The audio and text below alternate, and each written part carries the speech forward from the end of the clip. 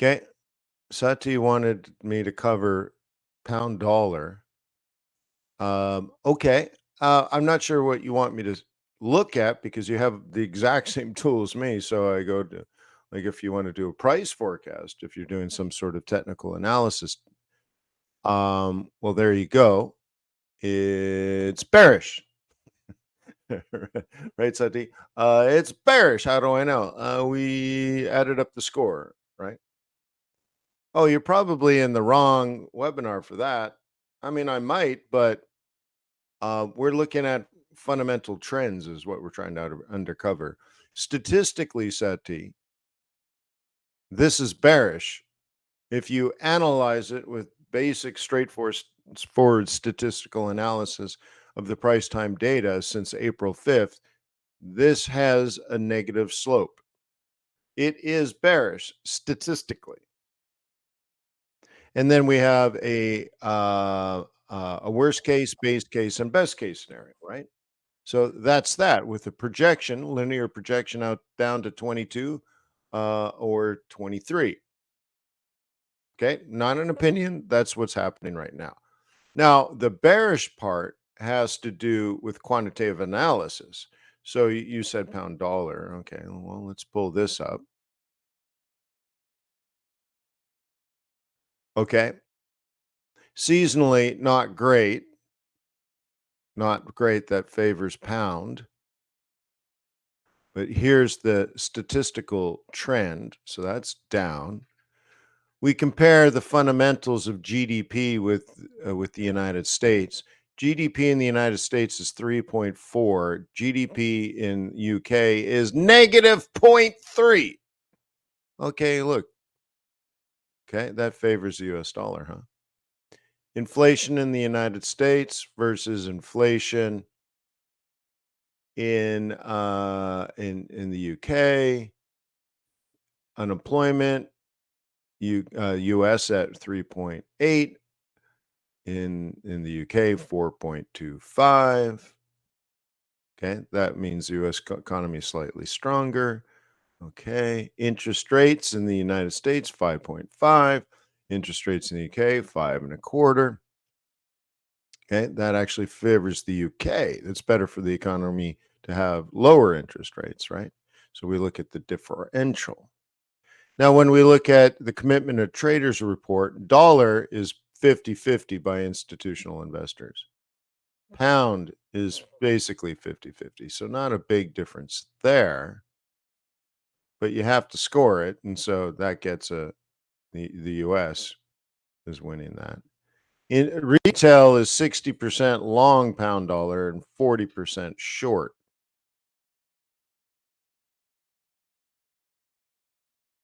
Okay. So, okay. Now, because it's over 60%, and because this is below 40, it just crosses the line here, -1. So if they're long pound dollar, why does QuantBox give it a negative reading? Because when you cross the 60-40 split, you trade against retail.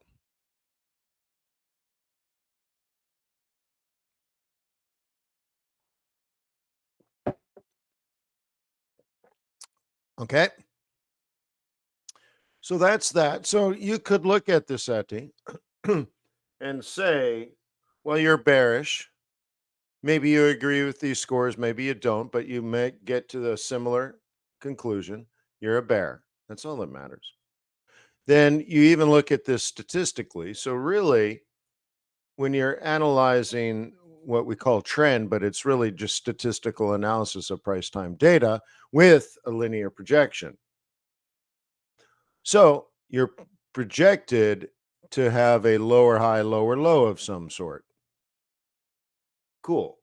Seems reasonable. This is a daily chart. So most likely today, somewhere around 124 and a half and 125 and a half, you will look for rollover technically. And then you'd say, well, that's likely to occur at some form of resistance. Maybe here, maybe here. And now you go to your chart and go see if that's true. Are there any pivots there? Or is there any other levels of resistance? Does the chart look like you want to be bearish? I would start on a high time frame like this daily says down, but your 15 minutes chart says up. Well, that's what you want because it might be up for an hour and down for 2 days, or it might be up for 5 hours and down for 5 days. Cool. Open up your chart and go find it. But that's not QuantBox doesn't go the next step. It doesn't say, let me go find you a trade. No, that's your job, right? But it says, look, there's lots of logical reason to be a bear on this pair. So, but it doesn't mean it's going to fall. Okay.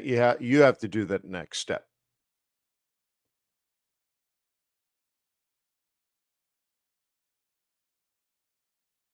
Yeah.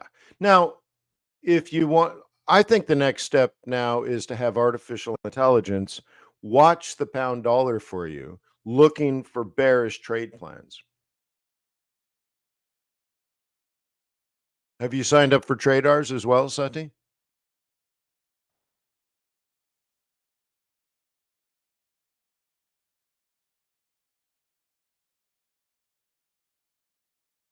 Yeah.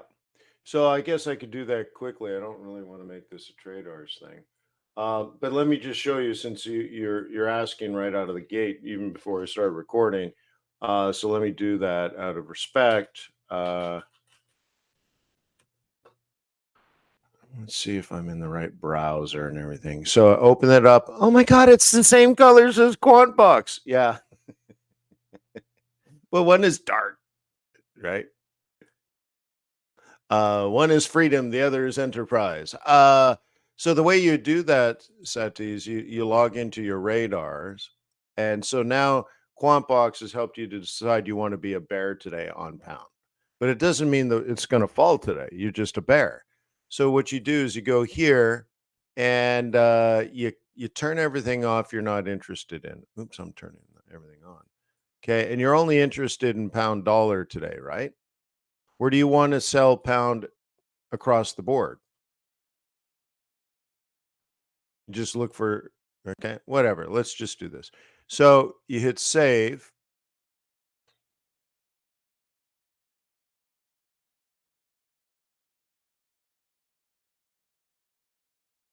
Where did it go?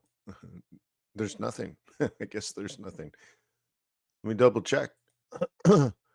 Yeah, there just doesn't have any trade plans right now because they don't exist. So anyway, so now here's what's happened. You had a morning meeting with your quant, and the quant says, well, if you look at GDP and if you look at the PMIs, okay, and if you look at retail sales, everything favors of sell pound dollar, sell pound dollar, sell pound dollar. So you're like, hey boss, this is your quant talking to you. Hey boss, I looked at retail sales in the UK, PMI in the United States or in the UK, GDP in the UK, compared that to the same numbers in the United States. And, fundamentally, I think, that it favors pound dollar short. Great. So you finish your morning meeting with your quant. Then you have your morning meeting with your technical analyst, and you're like, hey, I want you to watch pound dollar and show me all the technical trade plans that pound dollar produces. Okay, so later in the morning, you meet with the technical analyst again, and they're like, there's nothing, there's no opportunity, long or short. What do you think? It's good, right? Do nothing, keep your powder dry. Now, traders being AI will never make a mistake. So if it sees patterns that are bullish, it'll tell you. But now you can make mistakes. You can make mistakes. You have to say, oh, that's right, I'm a bear. So you ignore all the bullish trade plans. Okay. Now, Boris says Boris scalped pound dollar down this morning, right? And you made about 15 pips. Sweet. I guess that's what is meant by no trades on traders. No, well, I don't know if you're poking fun at traders. Traders doesn't see a discernible pattern. It's not making trade decisions for you. There's either one of like 12 or 13 patterns or there isn't. And it's looking at multiple time frames. There's That's it. There's just no patterns. But you can have volatility. You can have a move. You can kick off of a moving average, but it doesn't necessarily make it a pattern. A pattern would need multiple touches, for example. So that, Boris, if it continues, could produce a pattern later, but it's not happening now. Or I just need to refresh my page and it just it didn't load properly. No, it doesn't exist. Okay. Doesn't mean it won't move. Doesn't mean it won't move up or down. It's just there's no pattern. So if you want a reliable, predictable pattern that we have statistics on, well, that doesn't exist right now, right? But it's tradable. You can scalp it, right? Yeah. So remember, it's just doing patterns. It's not predicting the future. The same thing like QuantBox doesn't predict anything. It it right? Like for example, you want to know, Sati wants to know about pound versus dollar. Well, look right here. Let's compare GDP. GDP in the United States was 3.2, now it's 3.4. It's improving. In the UK, it's nasty. Okay? And then gathers the PMI. Okay? Okay, 50.3 versus 48.7. So look, dollar wins again. Retail sales, 0.7 in the United States, 0 in the UK. Okay, look, boom, favors. And now you have a very logical way to say, well, maybe I want to be a bear on this. It's helpful.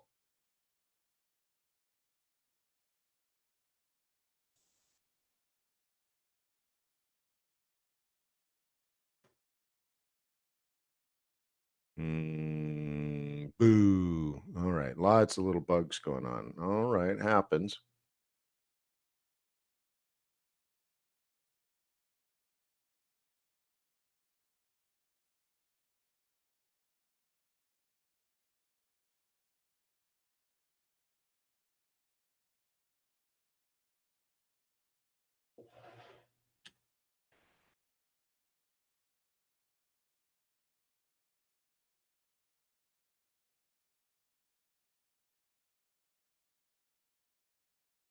Okay.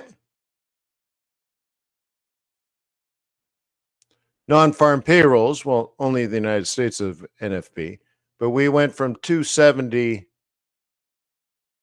to 303. That typically is good for the US economy, and that would typically weaken the US dollar, and that would typically push pound dollar up. Is it okay? Let's take a look. Employment in the UK. Okay, they're losing jobs. Okay, that's not good for the pound. Remember, pound dollar.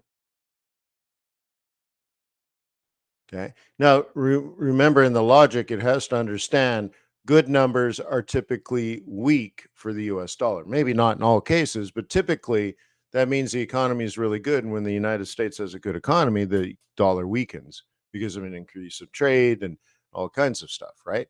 May not necessarily be the case, but you have to have sort of the usual built into the model. So, anyway, so it knows that a good number is bad for the US dollar, so to speak. But anyways, unemployment rate in the United States 3.8.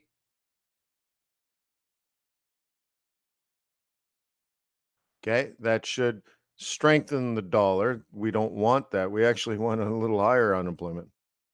So, anyways, that brings the pound dollar down. Unemployment in the UK. Okay, right?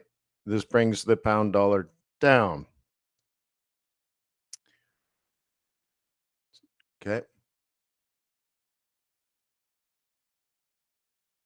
Okay. So, anyways, you see how it's just helps to pull all this data in? It's kind of nice. And you have it for everything, right? Oh, yeah, but what about CAD versus Switzerland?